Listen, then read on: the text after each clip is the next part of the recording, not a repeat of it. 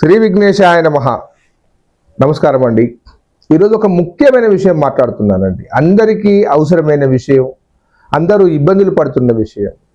ఎవరి జాతకంలోనైనా కానీ ఎవరి గోచార రీత్యా అయినా కానీ శని వల్ల చాలా ఇబ్బంది పడుతూ ఉంటారు.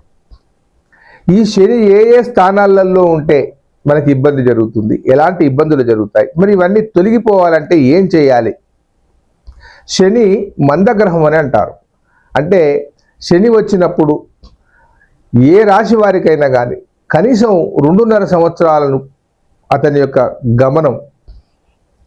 అయితే ఏ ఏ స్థానాలలో ఉంటే శని వస్తుంది? ఒకటి, తన స్థానంలో ఎవరి రాశి అయితే ఉంటుందో వారి రాశిలో, తర్వాత వారి రాశి నుండి 2వ స్థానానికి, తర్వాత వారి రాశి నుండి 12వ స్థానానికి కనుక శని ఉండేది ఉంటే వారికి శని వచ్చిందని అర్థం. అది గోచార రీత్యా మాత్రమే. ఇలా వచ్చినప్పుడు 7.5 సంవత్సరాల శని, యానార్థం శని అని మన తెలంగాణలో అంటారు. చాలా చాలా ఇబ్బందిగా ఉంటుంది ఆ దశ. ఆ యొక్క సమయము మిమ్మల్ని నానా రకాల ఇబ్బంది పాలు చేస్తూ ఉంటుంది. ఇకపోతే ఇంకా శని వివరాలు తెలుసుకోవాలనుకుంటే ఎవరి రాశి నుంచి అయితే ఉంటుందో వారి రాశి నుండి 4వ ఇంట శని ఉన్నప్పుడు దాన్ని అర్ధాష్టమ శని అని అంటారు. అర్ధాష్టమ శని. అటు తర్వాత వారి రాశి నుండి 8వ ఇంట కనుక శని ఉండేది ఉంటే అష్టమ శని అంటారు.